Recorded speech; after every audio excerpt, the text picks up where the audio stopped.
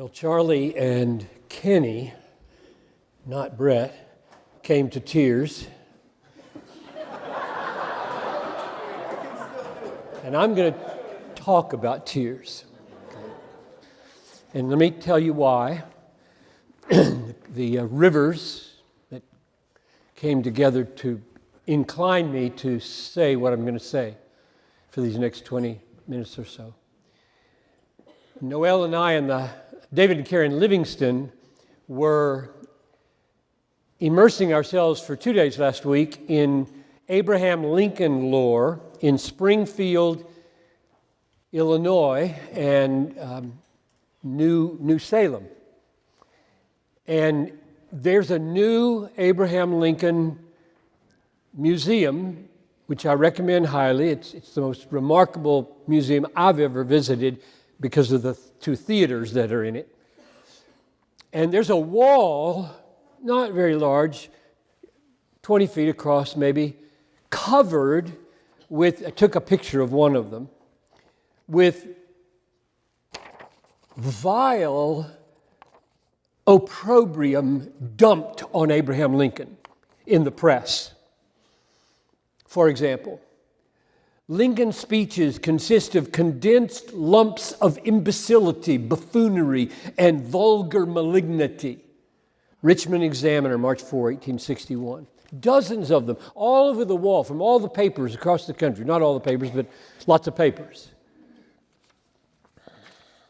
Which was very good for me to see, because we do not live in a unique time.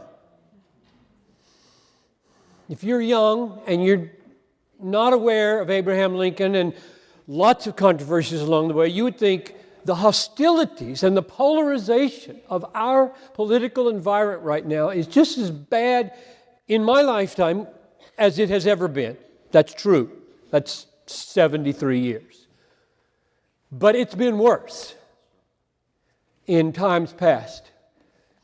The question for all the TCT churches and pastors and lay people is, how do we orient ourselves? How do we talk? How do we think? How do we feel in that milieu? What effect does it have? Because I heard Tim Keller say last week down at TCT, the polarization of our culture makes its way into every single institution in the West. That means your church feels more tense over disagreements probably than it used to.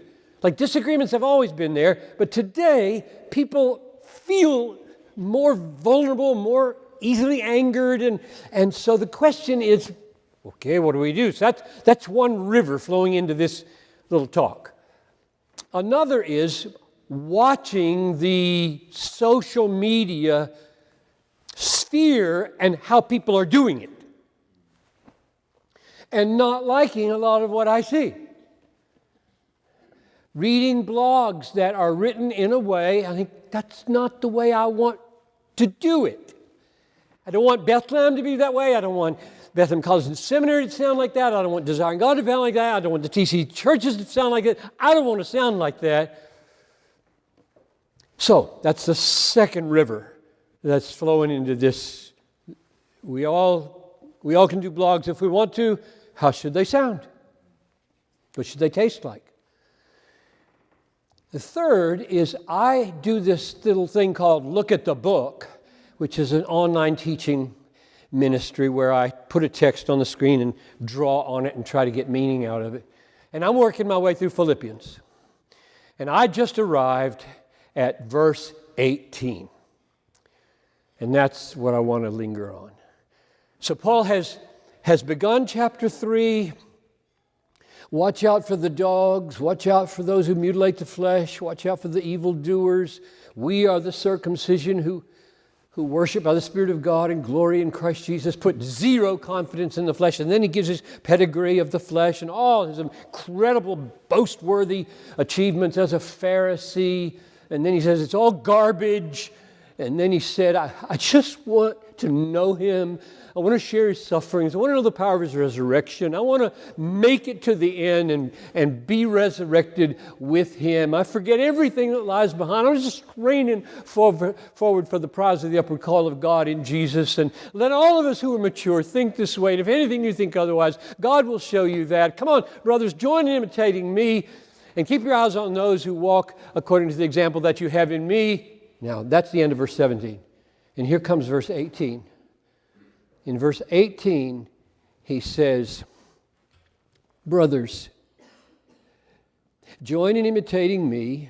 Keep your eyes on those who walk according to the example that you have in us. For many, here's verse 18, for many of whom I have told you before, and now tell you with tears, walk as enemies of the cross of Christ. Their end is destruction, their God is their belly, and they glory in their shame with minds set on earthly things. And I just stopped. I said, okay, I want to do a lesson on this verse or this paragraph. And I just could not get away from, I tell you now with tears. I tell you now with tears. And so I want to give you 7 exhortations about holy tears. The first thing that struck me is that he's writing and he says, as I'm writing, or either he's dictating, I don't know which he's doing, he's crying.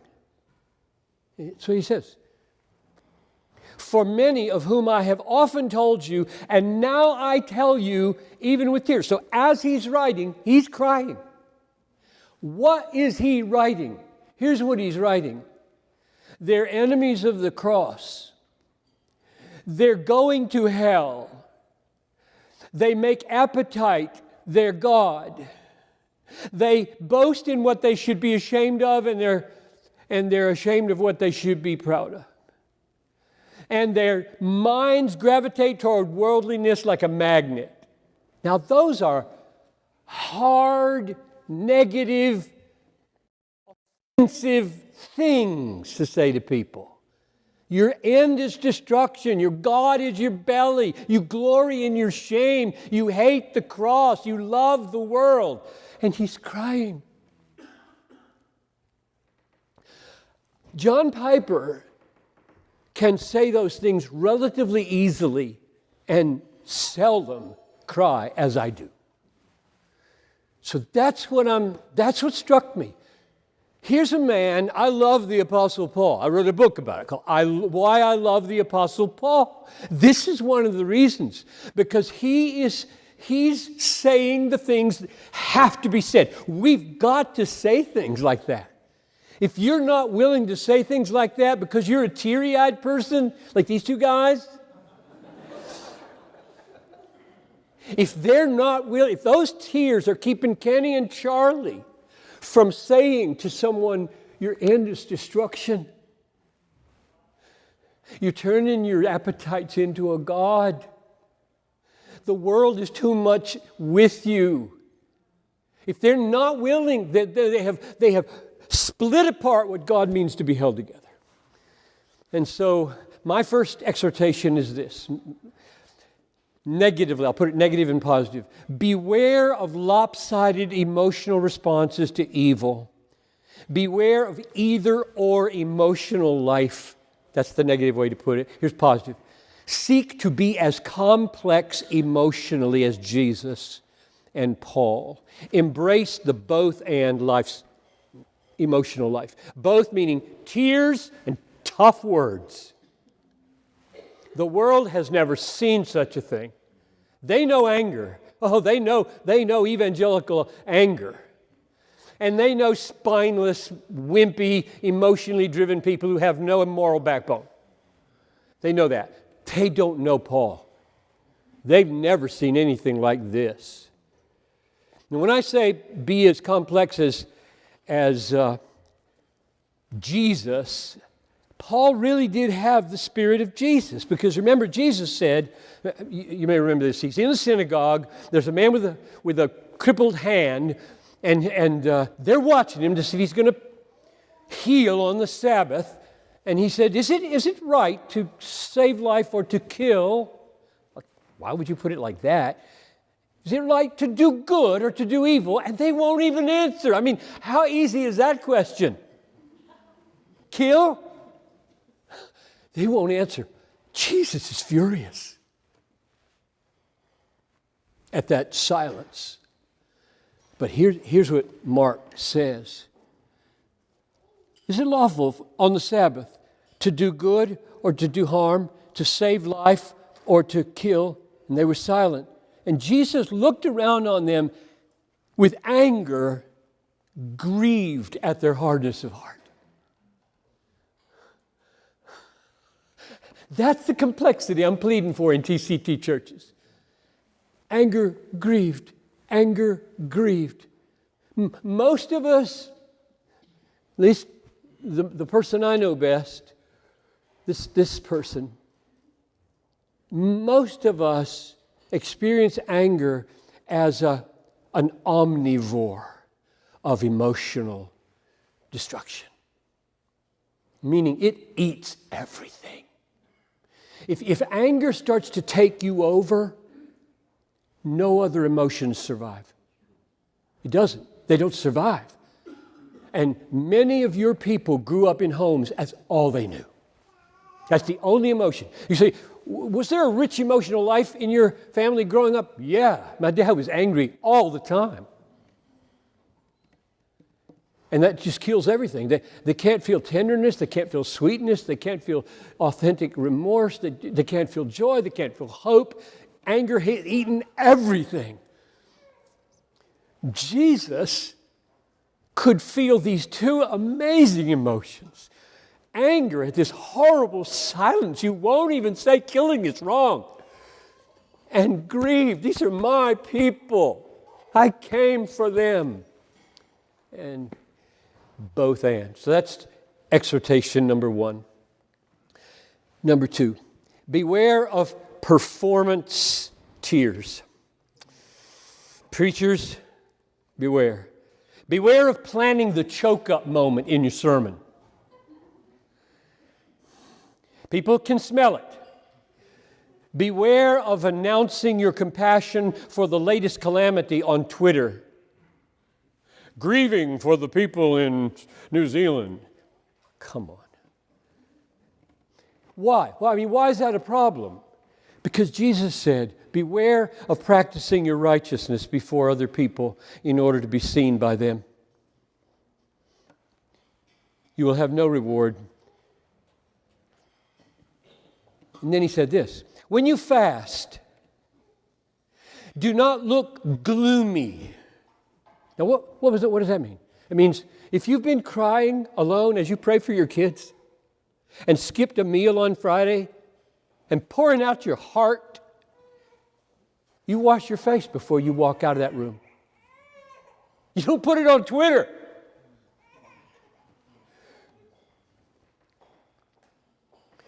When you fast, anoint your head, wash your face, that your fasting may not be seen by others, but by your Father who sees in secret, and your Father who sees in secret will reward you. Now here's the problem. Jesus said, don't virtue signal. I'm virtuous, folks. I cry when there's a calamity, when there's a tornado in Oklahoma, I cry. And Paul said, Jesus said, don't do that. But Paul just did it in verse 18. He said, I'm crying. He didn't have to say that. He could have said, oh, Jesus said not to say that. So I won't say it. I won't say that as I'm writing this letter, I'm crying. And he said it. What are we to make of that? Is it ever right for a pastor to say, I have shed tears for this church? Is it ever right to say that? I think so. So what's the difference? I mean, why is it okay for Paul to broadcast his tears, and Jesus says, wash your face after you've been crying and fasting, so only your Father knows about it? Here's my answer. I mean, this is my effort to... I spend most of my time trying to see unity in the Bible, and it's beautiful when you can see it. I think the answer is motive and audience.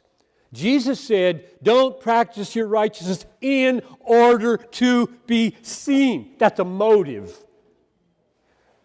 So if Paul's being driven by, I want some praise from the Philippians as a tender-hearted pastor, that's wicked. Paul did this more than once, right? Acts 20:31. Be alert, he says to the elders, be alert. Remember that for 3 years I did not cease night or day to admonish everyone with tears. 3 years I cried over you elders. Wow. He didn't have to say that. He said that to them on the beach. Or 2 Corinthians 2. I wrote to you out of much affliction and anguish of heart with many tears, not to cause you pain, but to let you know the abundant love I have for you. So my first answer is, when Paul wrote, I'm writing this now with tears, he wasn't trying to get praise. He was trying to tell them how much he loved them, how much he loved people, how much he wanted them to be the kind of tender-hearted person. And the other is audience. Broadcasting your tears to the world is different than looking at a child. I've wept for you, son. Or a church that you want to get your hands around and you just cannot not say what you feel because they're your family. That's different. So those are my two efforts to make sense out of Paul's saying that he was crying when he wrote this letter, and Jesus saying, wash your face so that you will be seen by God and not by man. So my exhortation is, be discerning and beware of performance tears. The people can tell it when you're planning them.